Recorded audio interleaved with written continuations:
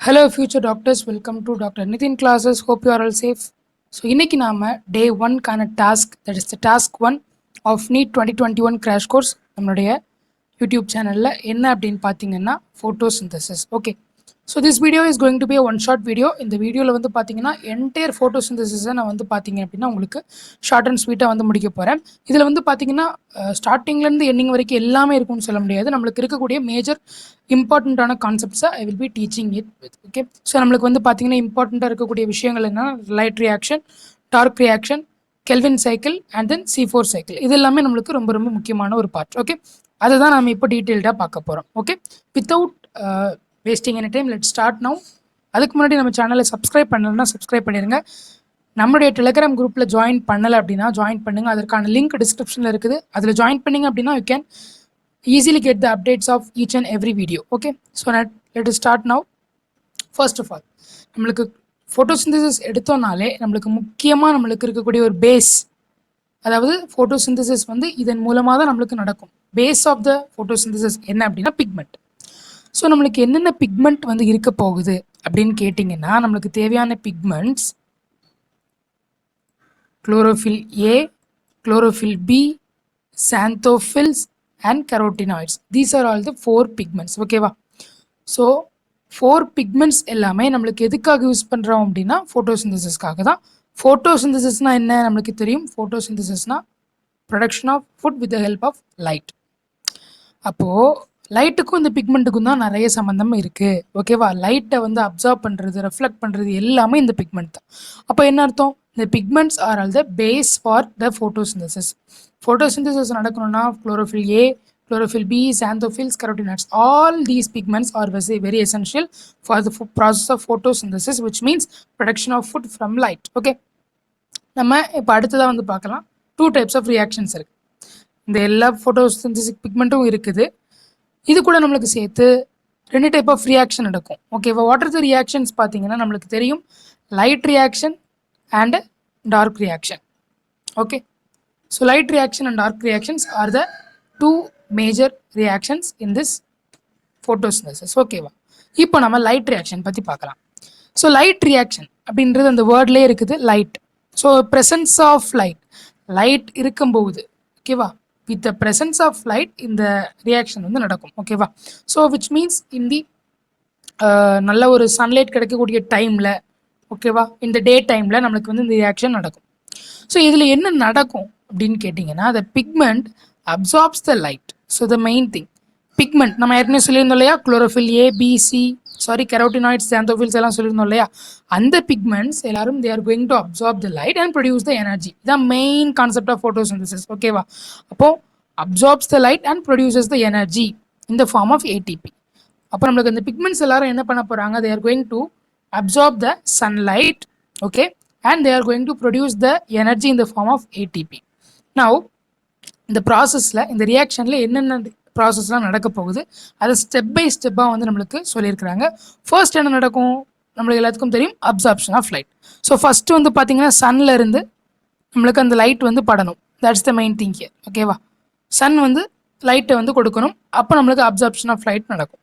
அடுத்தது water splitting. Water splitting என்ன அர்த்தம்? ஃபோட்டோலைசிஸ். அதாவது ஃபோட்டோலைசிஸ் ஆஃப் வாட்டர் உள்ள எல்லாத்துக்கும் தெரியும். H2O is going to split up into H plus plus O2 minus. ஓகேவா? இப்படிதான் நம்மளுக்கு நடக்கும் வாட்டர் ஸ்பிளிட்டிங். அப்போது இது water splitting second. Then release of oxygen. இந்த வாட்டர் ஸ்பிளிட்டிங்கில் நடந்த ஆக்சிஜனுடைய ரிலீஸ், அகைன் இந்த ஆக்சிஜன் என்ன ஆகும் தான் ரிலீஸ் ஆகும். ஸோ H2O வந்து H plus ஆகும், O2 minus ஆகவும் பிரிஞ்சிருக்கு. ஓகேவா? இப்போ அந்த O2 minus என்ன ரிலீஸ் ஆகணும்னா ஆக்சிஜனாக ரிலீஸ் ஆயிரும். And then formation of ATP and NADPH. This is the actual process of the light reaction. ஓகேவா? ரொம்ப ஈஸி, ரொம்ப ரொம்ப ஈஸியான ஒரு ப்ராசஸ். இப்போ நம்ம அதை டீட்டெயில்டாக பார்க்கலாம். இப்போது முதல்ல நம்மளுக்கு எல்லாத்துக்கும் தெரியும் ஃபோட்டோ சிஸ்டம் அப்படின்றது. ஸோ ஃபோட்டோ சிஸ்டம் அப்படின்றது ஒன் ஆஃப் த செகண்ட் பேஸ்ன்னு சொல்லலாம். ஃபர்ஸ்ட் நம்ம சொல்லியிருந்தோம் இல்லையா பிக்மெண்ட். இந்த ஃபோட்டோ சிஸ்டம் வந்து பார்த்தீங்க அப்படின்னா it is second base for this light reaction or the photosynthesis அப்படின்னு சொல்லலாம். ஸோ இந்த ஃபோட்டோ சிஸ்டம்னா என்ன அப்படின்னா, they are light harvesting complex அப்படின்னு சொல்லக்கூடிய ஒரு ப்ராசஸ்.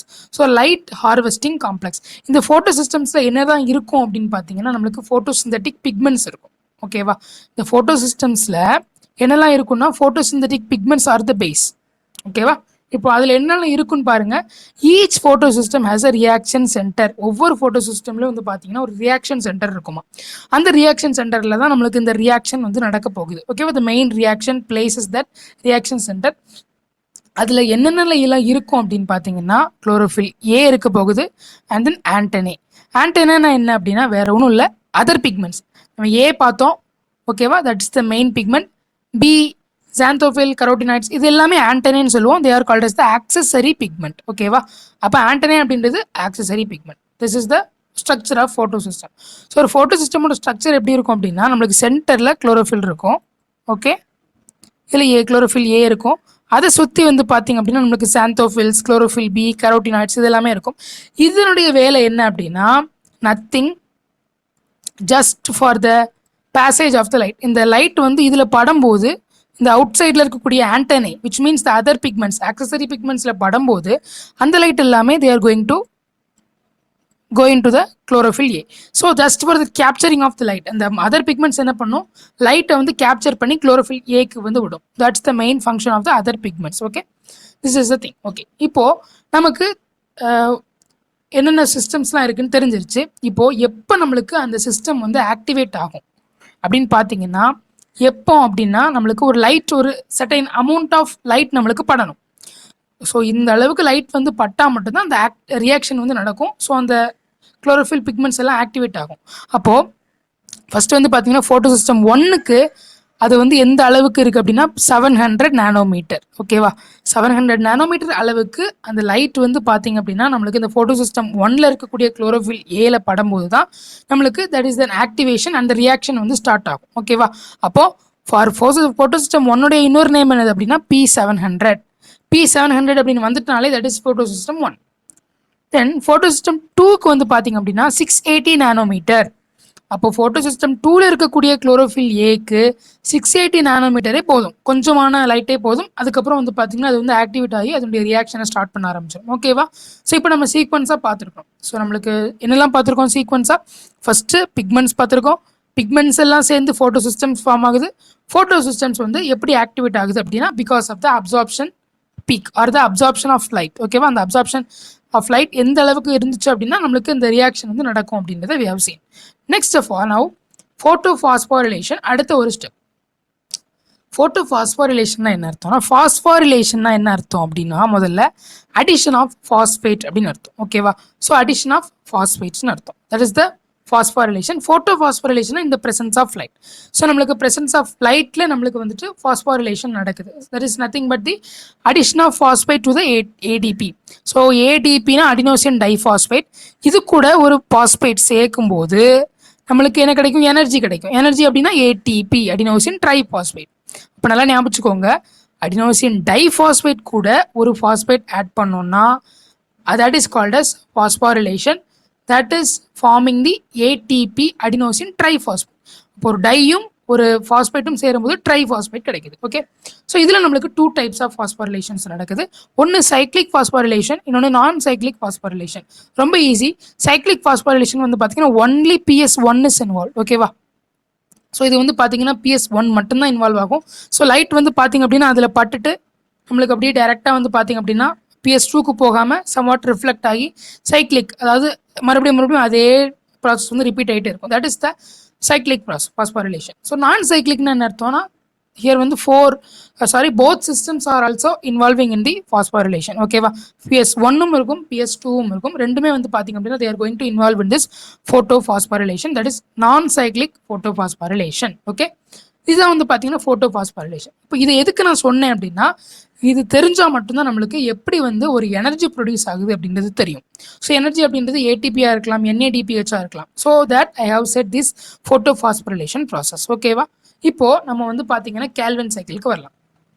இப்போ கேல்வின் சைக்கிளில் தான் வந்து பார்த்தீங்க அப்படின்னா நம்மளுக்கு தெரிய போகிற விஷயம் என்னென்னா எந்த மாதிரியான எனர்ஜிலாம் எப்படிலாம் எனர்ஜி வந்து ஃபார்ம் ஆகுது அப்படின்றத நம்ம இதில் தெரிஞ்சுக்க வேண்டிய விஷயம். ஓகேவா? நம்மளுக்கு நிறைய இடத்துல வந்து பார்த்தீங்கன்னா NADPH அப்புறம் எல்லாம் ஃபார்ம் ஆகும், ATP வந்து பிரேக் ஆகும், ATP ஃபார்ம் ஆகும், இந்த மாதிரி நிறைய ப்ராசஸ் இருக்கும். ஸோ இதுன்னு வந்து பார்த்தீங்க அப்படின்னா already said that phosphorylation process. Okay, that is nothing but the I will write it here. ADP, okay, ADP adenosine diphosphate plus 1 phosphate gives ATP, which means adenosine triphosphate. This is the energy. ஓகேவா, இப்படி தான் நம்மளுக்கு energy வந்து form ஆகும். So energy break ஆகும்போது இந்த phosphate வந்து leave ஆகிடும். அப்போ ATP is converting into ATP. This is the main thing. ஓகேவா, இப்போ நம்ம கேல்வின் சைக்கிள் பார்க்கலாம். ஸோ கேல்வின் சைக்கிள் பொறுத்த வரைக்கும் நம்மளுக்கு 3 விதமான ப்ராசஸ் அந்த கேல்வின் சைக்கிளில் இருக்குது. ஒன்று கார்பன் ஃபிக்சேஷன், இன்னொன்று ரெடக்ஷன், இன்னொன்று ரீஜெனரேஷன். ஓகேவா, இதை நம்ம இந்த பிக்சர் வைஸ் பார்த்தாலே நம்மளுக்கு ஈஸியாக புரிஞ்சிடும். இந்த பிக்சரை மட்டும் பாருங்கள், more it is enough.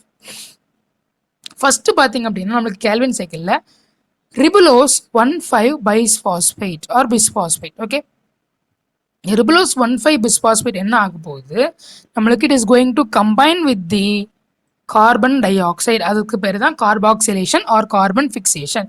Carbon dioxide நம்ம ஆட் பண்ணுறோம். Carbon dioxide is going to add with the ribulose 1,5 bisphosphate. அப்போ நம்மளுக்கு கார்பாக்சிலேஷன் ப்ராசஸ் நடக்குது. Okay, well enough. அதுக்கப்புறமா கார்பாக்சிலேஷன் நடந்ததுக்கப்புறம் நம்மளுக்கு கிடைக்கக்கூடிய ஒரு ப்ராடக்ட் தான் 3-phosphoglycerate. Easy one, 3-phosphoglycerate. இது ஓகே. ஸோ கார்பாக்சிலேஷன் நடந்ததுக்கப்புறமா நம்மளுக்கு என்ன கிடைக்கிது? 3-phosphoglycerate கிடைக்கிது. ஓகேவா, இப்போது நம்மளுக்கு அடுத்ததாக ரெடக்ஷன் நடக்கணும். ரெடக்ஷன்னா என்ன அர்த்தம் தெரியுமா? ரொம்ப ஈஸி தான், ரெடியூஸ் ஆகுறதுன்னு அர்த்தம். விச் மீன்ஸ் அடிஷன் ஆஃப், நம்ம எல்லாத்துக்கும் தெரியும், ஹைட்ரஜன் ஆட் பண்ணுறது. That's the main thing here. இப்போது இதில் வந்து பார்த்தீங்க அப்படின்னா நம்மளுக்கு ATP and NADPH are reduced to ADP. அதாவது அதில் ஃபாஸ்பேட் வந்து ரிமூவ் ஆயிடுது. Okay, that's the main thing here. ஓகேவா, நம்மளுக்கு அந்த ஃபாஸ்பேட் வந்து பார்த்தீங்க அப்படின்னா இட் இஸ் ரிமூவ்ட். அப்போ நம்மளுக்கு கிடைக்கக்கூடியது வந்து ADP அண்ட் NADP ப்ளஸ். இதில் நம்மளுக்கு ஹெச் வந்து ரிமூவ் ஆயிடுது. NADPHல ஹெச் ரிமூவ் ஆயிடுது. ஸோ நம்மளுக்கு NADP plus is obtained here. So reduction the main thing here. Okay, ரெடக்ஷனில் நம்மளுக்கு என்ன நடக்குது? ATP is reduced to ADP, NADPH is reduced to NADP plus. அடுத்ததான் நம்மளுக்கு ரெடியூஸ் ஆனதுக்கு அப்புறம் நம்மளுக்கு கிடைக்கக்கூடிய ஒரு ப்ராடக்ட் என்ன? Triose phosphate. Okay, triose phosphate. This is the main thing here, triose phosphate. And in the triose phosphate என்ன நடக்க போகுது? Again it is going to regeneration நடக்கும். regeneration என்ன தெரியுமா? முதல்ல ரிபுலோஸ் phosphate இருந்துச்சு இல்லையா, அதே மாதிரி நம்மளுக்கு இந்த triose phosphate is going to convert into ribulose 1,5 பிஸ்பாஸ்பேட்டாக கன்வெர்ட் ஆகுது. இதில் நம்மளுக்கு என்ன நடக்கும் அப்படின்னா same ATP is going to break down into ADP. ஓகேவா, அந்த ட்ரையோஸ் ஃபாஸ்பேட்டில் இருக்கக்கூடிய ATP is going to break down into ADP. அப்போ நம்மளுக்கு என்ன நடக்க போகுது? ஒரு ரிபுலோஸ் 1,5 பிஸ்பாஸ்பேட் கிடைச்சிடும். This is the regeneration process in Calvin cycle. ஓகேவா, this is called as C3 cycle because these are done by C3 plants. C3 plants அப்படின்னா நான் அதை பற்றி நான் டீட்டெயிலில் சொல்கிறேன். ஓகேவா, Calvin cycle is also called C3 plants because it is actually happened only in C3 plants. ஓகேவா, அடுத்ததான் நாம C4 சைக்கிள் பார்க்கலாம். ஓகேவா, that is the Hatch and slack pathway. ஓகேவா, C4 cycle is otherwise called as the Hatch and slack pathway because it is actually பார்த்தீங்க அப்படின்னா it is a cyclic pathway. Yes, already we know that. அதான் அதுக்கு பற்றி தான் சைக்கிள்னு வச்சுருக்கிறாங்க. ஓகேவா, so இதில் நம்மளுக்கு என்ன நடக்க போகுது? அப்பார்ட் ஃப்ரம் தேட் கேல்வின் சைக்கிளில் இருந்து இதில் என்ன டிஃப்ரென்ஸ் அப்படின்னு பார்த்தீங்க அப்படின்னா இதில் வந்து நம்மளுக்கு 2 விதமான லொக்கேஷன்ஸில் இது நடக்க போகுது. என்ன அப்படின்னா mesophyll cells and bundle sheath cells. So நம்மளுக்கு 2 விதமான லொக்கேஷன்ஸில் நம்மளுக்கு இந்த ஹேட்ச் அண்ட் ஸ்லாக் பாத்தே வந்து நடக்க போகுது. ஓகேவா, நம்மளுக்கு C3 சைக்கிள் எங்கே நடக்கும்னா ஒன்லி இந்த பண்டில் ஷீட் செல்ஸில் மட்டும் தான் நடக்க போகுது. ஓகேவா, ஆனால் இந்த C4 சைக்கிள் எங்கெல்லாம் நடக்கும்? மீசோஃபில் செல்ஸ்லையும் நடக்கும், பண்டில் ஷீட் செல்ஸ்லையும் நடக்கும். ஓகேவா, இப்போ இதில் என்ன நடக்கும்? ஓகேவா, இதில் என்ன ப்ராசஸ் நடக்கும் அப்படின்னா the plants going to convert the atmospheric carbon dioxide into 4 carbon containing chemical compound.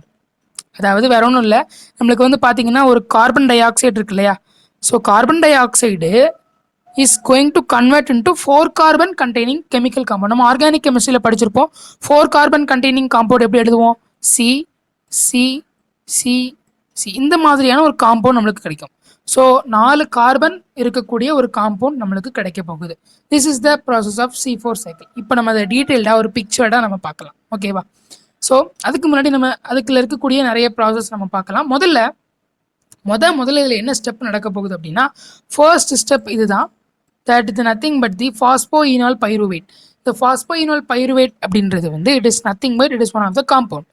இது வந்து it is going to act with carbon dioxide. இந்த கார்பன் டை ஆக்சைடு இதுதான் ஃபர்ஸ்ட் அப்சர்வ் பண்ண போகுது, அக்செப்ட் பண்ண போகுது இந்த மீசோஃபில் செல்ஸ். ஓகேவா? இப்போ நம்ம இந்த பிக்சரை பார்க்கலாம்.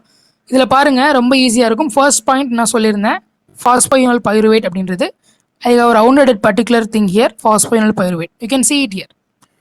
ஸோ இந்த ஃபாஸ்போயினால் பைருவேட் வந்து பார்த்தீங்க அப்படின்னா நம்ம எதில் பார்க்கலாம் அப்படின்னா கிளைகோலைசிஸ் நம்மளுக்கு தெரிஞ்சிருக்கும். ஸோ கிளைகோலைசிஸில் நீங்கள் வந்து படிச்சிருந்தீங்க அப்படின்னா கடைசி பார்ட், கிளைகோலைசிஸோடைய கடைசி பார்ட்டில் நீங்கள் பார்த்தீங்கன்னா தட் இஸ் த ப்ராடக்ட் நம்மளுக்கு கிடைக்கக்கூடியது ஃபாஸ்போயினால் பைருவேட். பைருவிக் ஆசிட்க்கு முன்னாடி இருக்கக்கூடிய ஸ்டெப்பில் நம்மளுக்கு ஃபாஸ்போயினால் பைருவேட் கிடைச்சிருக்கும். That is a 3 carbon compound. இதில் பார்த்தீங்கன்னா உங்களுக்கு தெரிஞ்சிருக்கும், you can see it here, 3 carbon compounds இருக்குது அப்படின்னு உங்களுக்கு தெரிஞ்சிருக்கும். பார்த்தீங்கன்னா உங்களுக்கு தெரியும் a 3 carbon compound is present here. So 1 2 3 ஒரு 3 கார்பன் காம்பவுண்ட் இஸ் here. ஓகேவா? இந்த 3 கார்பன் காம்பவுண்ட் என்ன பண்ண போகுது தெரியுமா? It is going to accept the CO2. CO2ல ஒரு கார்பன் இருக்கு, CO2. ஸோ CO2ல ஒரு கார்பன் இருக்கு இல்லையா, அந்த கார்பனும் இந்த த்ரீ கார்பன் கண்டெய்னிங் காம்பவுண்டும் சேர்ந்து நம்மளுக்கு என்ன கிடைக்க போகுது? Oxaloacetic acid. So 4 carbon containing compounds கிடைக்குது. அப்போது நம்மளுக்கு PEP ஃபாஸ்போயினால் பைருவேட்டில் நம்மளுக்கு 3 கார்பன் இருக்குது. Okay, so please note it here. Just ஈஸியாக நான் உங்களுக்கு வந்து சொல்கிறேன். இதில் பார்த்தீங்கன்னா ஃபாஸ்போயினால் பைருவேட்டில் 3 கார்பன்ஸ் இருக்குது. So please see the diagram. 3 carbons இருக்குது, ப்ளஸ் இந்த கார்பன் டை ஆக்சைடில் நம்மளுக்கு ஒரு கார்பன் இருக்குது. ஓகேவா? CO2 உடைய ஃபார்முலா தெரிஞ்சும்ல, CO2 ஒரு கார்பன் C. இப்போ இந்த ஃபாஸ்போயினால் பைருவேட்டும் கார்பன் டை ஆக்சைடும் சேர்ந்து தான் நம்மளுக்கு ஆக்சாலோ அசிட்டிக் ஆசிட் அப்படின்றத ப்ரொடியூஸ் பண்ணுது. That is a 4 carbon compound. அப்போ 3 carbon plus 1 carbon is equal to 4 carbon. ஓகேவா? அப்போ நம்மளுக்கு கிடைச்சிருச்சு. இப்போ இந்த ஆக்சாலோ அசிட்டிக் ஆசிட் என்ன ஆகும்? It is going to convert into malate. ஓகேவா? ஓகே, மாலேட் ஆர் அஸ்பார்டேட் அப்படின்ற ஒரு காம்பவுண்ட் கிடைக்குது. ஓகேவா? Malate or the aspartate. This is another compound that is also containing 4 carbon compound. Okay, this is the main thing here. So இதில் first point நம்ம என்ன பார்த்துருந்தோம், ஃபாஸ்போயினால் pyruvate accept பண்ணுது. அக்செப்ட் பண்ணதுக்கு அப்புறமா நம்மளுக்கு வந்து it is producing a aspartic acid or malic acid. So அதில் aspartic acidனு கொடுத்துருக்காங்க. Don't be confused. aspartate and aspartic acid are same தான். ஓகேவா? Now இதில் வந்து பார்த்தீங்கன்னா என்ன என்சைம் இருக்குது, அதில் என்ன என்சைம் வந்து பார்த்தீங்க அப்படின்னா ஹெல்ப் பண்ணுது அப்படின்னா phosphoenol pyruvate carboxylase. Okay, this is the enzyme which is helping the first reaction, that is the ஃபாஸ்போயினால் பைருவேட்டும் கார்பன் டை ஆக்சைடும் சேரக்கூடிய அந்த ரியாக்ஷன். ஓகேவா? After this aspartic acid and malic acid are formed within the mesophyll cells. ஓகேவா? அதுக்கப்புறமா they are going to transported into the bundle sheath cells. So இதில் பார்த்தீங்கன்னா உங்களுக்கு தெரியும் ரொம்ப ஈஸியாக கொடுத்துருக்காங்க, வெல் அண்டர்ஸ்டாண்டபிள் தான் கொடுத்துருக்காங்க. இந்த மாலேட் அண்ட் அஸ்பார்டிக் ஆசிட் இதில் இருக்குதுன்னு பாருங்க. ஓகேவா? இது என்ன ஆகுது? மீசோஃபில் செல்ஸ்லேருந்து பண்டல் ஷீத் செல்லுக்கு டிரான்ஸ்போர்ட் ஆகுது. ஓகேவா? This is the main thing happening here. Then here அந்த மீசோஃபில் செல்ஸில் பண்டல் ஷீத் செல்ஸில் என்ன நடக்க போகுது? C4 acids break down to release the carbon molecules and carbon dioxide. So இது அப்படியே ரொம்ப ஈஸி தான், கொஞ்சம் குழப்பமாக தான் இருக்கும், கொஞ்சம் நல்லா ஈஸியாக கவனிச்சிங்கன்னா உங்களுக்கு ஈஸியாக அண்டர்ஸ்டாண்ட் ஆகிடும். ஓகேவா? இதில் இப்போ பாருங்க, நான் ப்ளூ கலர் யூஸ் பண்ணுறேன், ப்ளூ கலர் ஸ்கெட்ச் யூஸ் பண்ணுறேன். ஸோ நம்மளுக்கு மீசோஃபில் செல்ஸில் நடந்தது எல்லாமே அப்படியே ஆப்போசிட்டாக நம்மளுக்கு பண்டில் ஷீத்தில் நடக்க போகுது. ஸோ நம்ம ஏற்கனவே சொல்லியிருந்த மாதிரி மாலேட் அண்ட் அஸ்பார்டிக் ஆசிட் இங்கே வந்துருச்சு. ஓகேவா?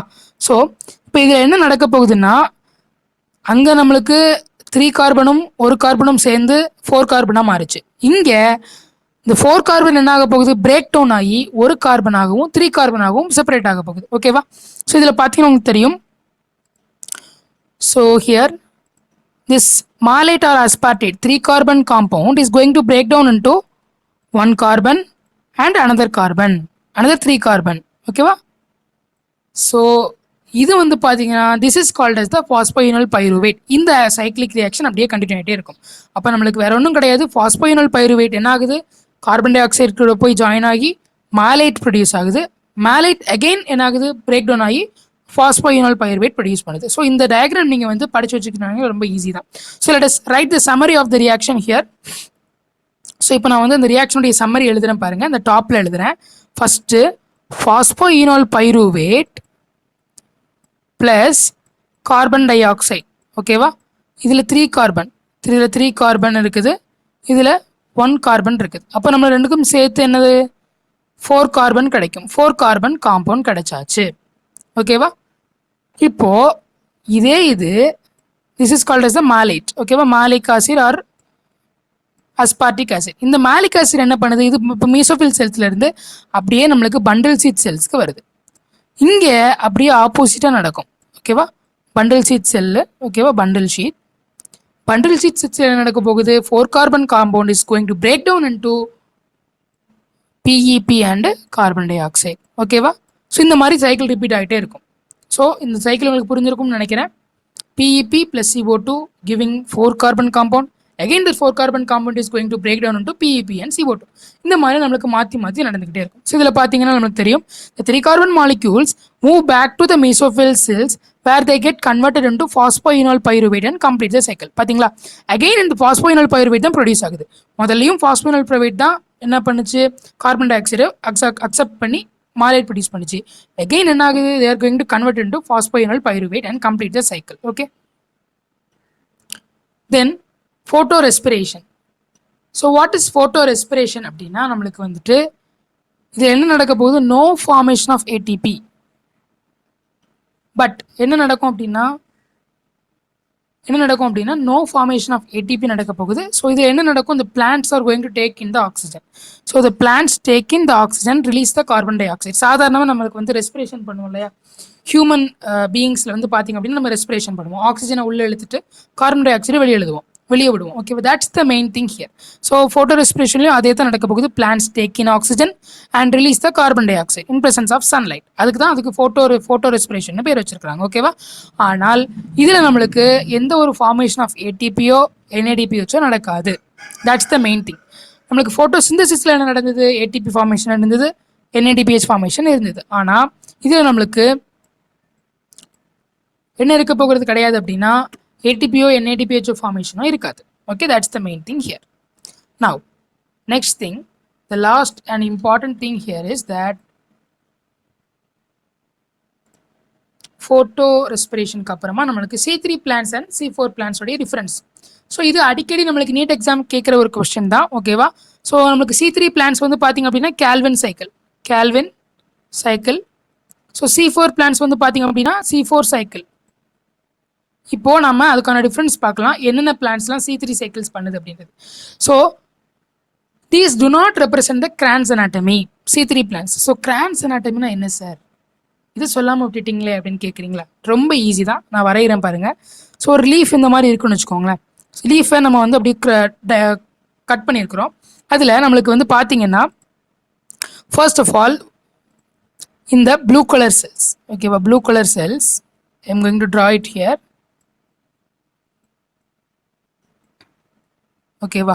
இந்த ப்ளூ கலர் செல்ஸ் எல்லாமே வந்து பார்த்தீங்க அப்படின்னா mesophyll cells. Okay, these blue colour cells are mesophyll cells. Another green colour cells நான் சென்டரில் வரைகிறேன் பாருங்கள். இந்த கிரீன் கலர் செல்ஸ் சென்டரில் வரைஞ்சிருக்கேன் இல்லையா? These are called as the bundle sheath cells. So இந்த மாதிரி நம்மளுக்கு ஒரு காம்பேக்டாக பேக் ஆகக்கூடிய ஒரு சிஸ்டம் தான் இந்த கிரான்ஸ் அனாட்டமி. ஓகேவா? ஸோ இது வந்து பார்த்தீங்கன்னா பிளான்ட்ஸில் இருக்கும். ஸோ இந்த கிரான்ஸ் அனாட்டமி வந்து இருக்கக்கூடிய ஒரு பிளான்ட் தான் வந்து பார்த்தீங்க அப்படின்னா C4.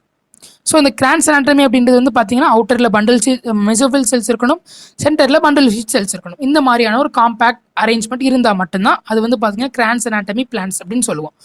ஆனால் C3 பிளான்ஸில் அந்த கிரான்ஸ் அனாட்டமி இருக்காது. ஓகே, ஆனால் C4 பிளான்ஸில் கிரான்ஸ் அனாட்டமி இருக்கும்.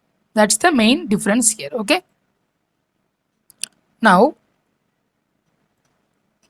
அடுத்ததாக வந்து பார்த்தீங்க அப்படின்னா photosynthesis occurs in the mesophyll cells. So நான் ஏற்கனவே சொல்லியிருந்தேன், C3 சைக்கிள் நடத்தும் போதே உங்களுக்கு சொல்லியிருந்தேன், இது வந்து மீசோஃபில் செல்ஸில் மட்டும்தான் நடக்கும். ஆனால் C4 பிளான்ஸை பொறுத்த வரைக்கும் occurs both in mesophyll as well as bundle sheath. ஏன்னா அதில் 2 செல்ஸுமே இருக்குது because of the Kranz anatomy. அப்படி தானா? ஸோ நம்மளுக்கு மீசோஃபில் செல்ஸ்லையும் நடக்கும், பண்டில் ஷீட் செல்ஸ்லையும் நடக்கும். ஓகேவா? அடுத்ததான் நம்மளுக்கு C3 பிளான்ஸ் பொறுத்த வரைக்கும் ருபிஸ்கோ. நான் ஏற்கனவே சொல்லியிருந்தேன் இல்லையா, ருபிலோஸ் 1,5 பிஸ்பாஸ்பேட். ஸோ நம்ம இந்த டயக்ராமை லைட்டாக பார்த்துட்டு வரலாம். ஸோ அதில் நான் சொல்லியிருந்தேன் இந்த டயக்ராம் C3 சைக்கிள் டயக்ராமில் ரிபிலோஸ் 1,5 பிஸ்பாஸ்பேட். திஸ் ரிபிலோஸ் 1,5 பிஸ்பாஸ்பேட்டோட என்னோட நேம் உங்களுக்கு தெரிஞ்சிருக்கும். That is called is the rubisco. Okay, rubisco. This is one of the important question. இது என்ன அப்படின்னா the most widely present enzyme. ஓகேவா? ருபிஸ்கோ அப்படின்றது இன்னும் one of the important content, large amount of content present all over the biosphere. நம்மளுடைய உலகத்திலேயே அதிகமான ஒரு ப்ரோட்டீன் அப்படின்னா வந்து பார்த்தீங்கன்னா இந்த ருபிஸ்கோ தான். ஓகேவா? நவ் நம்ம மறுபடியும் இந்த C3 அண்ட் C4 பிளான்ஸ்க்கு வரலாம். ஸோ ருபிஸ்கோ அப்படின்றது நம்மளுக்கு C3 பிளான்ஸில் primary carbon acceptor. And C4 plants பொறுத்த வரைக்கும் நம்மளுக்கு வந்து பார்த்தீங்கன்னா பாஸ்போயினோபைருவேட் கார்பாக்சிலேஸ் அப்படின்ற என்சைம் வந்து பார்த்தீங்க அப்படின்னா it is a carbon di oxide acceptor. Okay, நம்ம ஏற்கனவே பார்த்துருந்தோம் C4 பிளான்ஸில் பாஸ்போயினோல் பைருவேட் தான் நம்மளுக்கு என்ன பண்ண போகுது, it is going to accept the carbon di oxide. Okay, அதான் நம்மளுக்கு C4 பிளான்ஸில் பிரைமரி கார்பன் அக்செப்டர். அடுத்ததா C3 பிளான்ஸ் C3 சைக்கிளில் first stable compound is the 3 carbon compound called as 3-phosphoglyceric acid. அதில் நம்ம பார்த்துருந்தோம் இல்லையா, ஃபர்ஸ்ட் என்ன ஃபார்ம் ஆச்சு C3 பிளான்ஸில். So let us recollect that. இதில் பார்த்தீங்கன்னா நமக்கு தெரியும் ஃபர்ஸ்ட் ஃபார்ம் ஆனிச்சு என்னது அப்படின்னா 3-phosphoglycerate. ஓகே, உங்களுக்கு பார்த்தீங்கன்னா நமக்கு தெரியும் 3-phosphoglycerate. Okay, see here 3-phosphoglycerate தான் ஃபர்ஸ்ட் ஃபார்ம் ஆகக்கூடிய ஒரு ப்ராடக்ட். ஓகேவா? ஆனால் இதில் வந்து பார்த்தீங்கன்னா நம்ம என்ன படிச்சிருந்தோம், ஆக்சாலோஅசிட்டிக் ஆசிட். இதில் C4 பிளான்ஸில் ஃபர்ஸ்ட் ஃபார்ம் ஆகக்கூடிய ஒரு 4 கார்பன் காம்பவுண்ட் என்ன அப்படின்னா ஆக்சாலோஅசிட்டிக் ஆசிட். ஓகே, இதில் 3 கார்பன் காம்பவுண்ட் தான் ஃபர்ஸ்ட் ஃபார்ம் ஆகுது, ஆனால் இதில் 4 கார்பன் காம்பவுண்ட் தான் ஃபர்ஸ்ட் ஃபார்ம் ஆகுது. இப்போ photo respiratory loss is very high. So photo respiratory loss நம்ம படிச்சிருப்பீங்க, ஃபேக்டர்ஸ் அஃபெக்டிங் ஃபோட்டோசிந்தசிஸில் photo respiratory loss is very high C3 பிளான்ஸில். ஏன் அப்படின்னா ரொம்ப ஈஸியாக நான் சொல்கிறேன், அதில் ஃபஸ்ட் நம்ம C4 பிளான்ஸ் பார்த்துக்கலாம். So photo respiratory loss is slow. எதுக்கு தெரியுமா, நமக்கு வந்து C4 பிளான்ஸ் பொறுத்த வரைக்கும் நம்ம பார்த்தோம், இதில் வந்து ஒரு கார்பன் டை ஆக்சைடு வந்து பிரேக் ஆகுது அப்படின்னு பார்த்துருந்தோம். Let me erase all the inks. இதில் வந்து பார்த்தீங்கன்னா அந்த மண்டல் ஷீட் செல்ஸில் வந்து பார்த்தீங்கன்னா இந்த malate is going to convert into ஒரு கார்பனாகவும் இன்னொரு பாஸ்போயினல் பைருவேட்டாகவும் பிரேக் ஆகுது அப்படின்னு நம்ம பார்த்துருந்தோம். இப்போது இந்த கார்பன் டை ஆக்சைடு இருக்கு இல்லையா, it is also again and again used for the C3 plants. So C3 plants வந்து பார்த்தீங்கன்னா அகைன் அண்ட் அகைன் இந்த கார்பன் டை ஆக்சைடு வந்து யூஸ் ஆகும். இந்த கார்பன் டை ஆக்சைடு இருக்கு இல்லையா, இது என்ன பண்ணும் அப்படின்னா இது வந்து C3 சைக்கிள் கூட போய் ஜாயின் ஆகிடும். ஓகேவா? C3 சைக்கிள் கூட போய் ஜாயின் ஆகினதுக்கான என்ன நடக்கும் அப்படின்னா கார்பன் டை ஆக்சைடுடைய லெவல் வந்து அதிகமாகும். ஓகேவா? அப்போ நம்மளுக்கு வந்துட்டு இந்த ஃபோட்டோ ரெஸ்பிரேட்டரி லாஸ் வந்து இருக்கும். ஃபோட்டோ ரெஸ்பிரேட்டரி லாஸ்னால் என்ன அர்த்தம், ஃபோட்டோ ரெஸ்பிரேஷன் இப்போ தான் பார்த்துருந்தோம், ஆக்சிஜன் தான் அதிகமாக கிடைக்கணும். ஆனால் C3 பிளான்ஸில் கார்பன் டை ஆக்சைடு லெவல் அதிகமாக இருக்கும். ஆனால் C4 பிளான்ஸில் என்ன நடக்கும்னா கார்பன் டை ஆக்சைடு லெவல் அந்த அளவுக்கு அதிகமாக இருக்காது. So that photo respiratory loss வந்து பார்த்தீங்கன்னா நமக்கு கம்மியாக தான் இருக்கும். ஓகேவா? அடுத்ததான் நம்மளுக்கு optimum temperature is 20 to 25 degree Celsius. இதில் optimum temperature is 35 to 44 degree Celsius. அதுவும் ஒரு ப்ளஸ் பாயிண்ட் தான். பிகாஸ் 20 to 25 டிகிரி செல்சியஸ்னால் நம்ம ஊருக்கு வந்து பார்த்தீங்கன்னா அது தாங்காது இந்த பிளான்ட்ஸ்லாம். அப்படி தானா? 20 to 25 டிகிரி செல்சியஸ்லாம் நம்மளுக்கு வந்து பார்த்தீங்கன்னா நம்ம ஊரில் அந்த அளவுக்கு இருக்கவே இருக்காது. அது ரொம்ப கூல் கிளைமேட்டாக இருக்கும். ஆனால் நமக்கு 35 to 45 டிகிரி செல்சியஸ்னால் கண்டிப்பாக நம்ம ஊர்லலாம் வந்து பார்த்தீங்கன்னா ஹீட் அதிகமாக தான் இருக்கும், டெம்பரேச்சர் அதிகமாக தான் இருக்கும். So C4 plants can easily adapt our place. ஓகேவா? ஹை டெம்பரேச்சர் இருந்தாலும் it can adapt. Okay, so these are all the difference between the C3 and C4 plants நம்ம பார்த்துருக்கோம். ஸோ இதில் நம்ம என்னெல்லாம் பார்த்துருக்குறோம் அப்படின்னா லைட் ரியாக்ஷன் பார்த்துருக்கோம், டார்க் ரியாக்ஷன் பார்த்துருக்குறோம், C3 சைக்கிள் பார்த்துருக்குறோம், C4 சைக்கிள் பார்த்துருக்குறோம், and difference between C3 and C4. ரொம்ப இம்பார்ட்டண்ட்டான கான்செப்ட்ஸ் மட்டும்தான் நம்ம பார்த்துருக்கோம். பிகாஸ் நம்ம எல்லாத்தையும் பார்த்தோம்னா உங்களுக்கும் போர் அடிக்க ஆரம்பிச்சிடும். இருக்கிறதுலே இம்பார்ட்டண்ட்டான டாபிக் என்ன, இதுதான் இம்பார்ட்டண்ட்டான topic. So I have chosen this topic as a crash course topic. ஓகேவா? இது போக நம்மளுக்கு மீதி இருக்க டாபிக்ஸ் எல்லாம் நீங்கள் வந்து படிச்சுக்கிட்டிங்கன்னா ரொம்ப ஈஸியாக இருக்கும். ஃபார்மேஷன் ஆஃப் ATP NADPHலாம் நீங்கள் படிச்சிங்கனாலே ஈஸியாக புரியும். These are all the topics வந்து பார்த்தீங்கன்னா நமக்கு அதிகமாக கொஷின்ஸ் கேட்குற ஒரு topic. So that I have taught these topics. So இது வந்து கொஞ்சம் நீங்கள் லாஜிக்காக திங்க் பண்ணிங்கனாலே ஈஸியாக you can get. Okay, yes, thank you for all for joining this crash course. Okay, மறக்காமல் நம்ம சேனலை சப்ஸ்கிரைப் பண்ணுங்கள். உங்களுக்கு இந்த வீடியோ பிடிச்சிருக்கும்னு நினைக்கிறேன். இன்னும் இந்த கான்செப்ட்ஸ் எல்லாம் டீட்டெயில்டாக உட்காந்து தரவாக அனலைஸ் பண்ணுங்கள். Okay, wish you all the best. God bless you. Thank you.